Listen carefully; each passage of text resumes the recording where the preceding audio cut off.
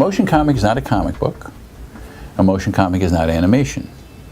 A motion comic is a new thing. There's never been a motion comic before. Well, we look on the internet and we see attempts to do motion comics, but we're not really seeing a motion comic or a motion comic.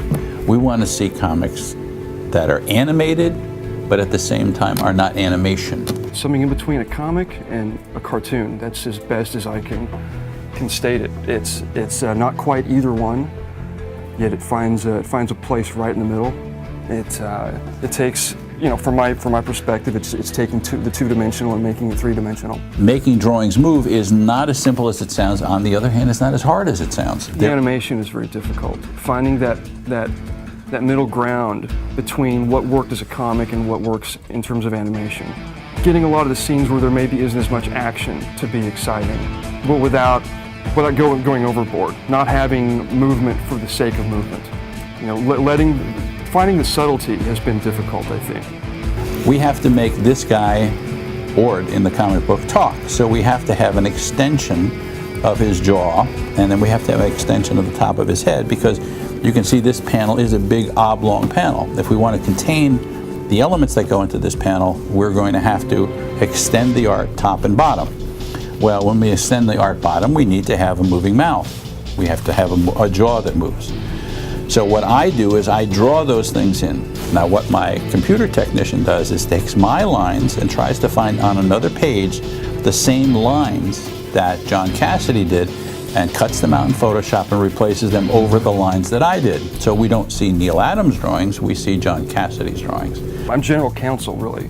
I'm there helping to oversee things and there to tweak where it needs to be. Art-wise, Neil Adams and his continuity studios animators are handling the bulk of the artwork and the animation. I come in, I help out where I can or where it's really needed when I'm available.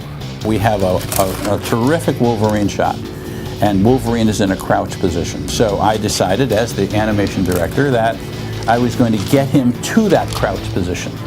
Well, how do you get him to that crouch position? Well, you can cut out all the pieces. You cut out that arm, you can cut out that upper arm, that arm, his head, and move those positions into these positions. If we can move them into these positions and cut the pieces apart, then our animator can take the pieces and move it to that position.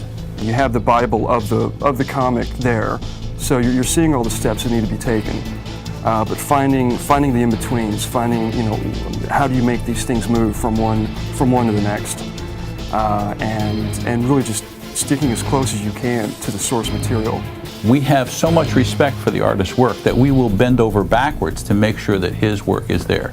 We don't want some background guy to come in and do additional art. We don't want the material to be altered in such a way that you don't feel that you're looking at the artist's work.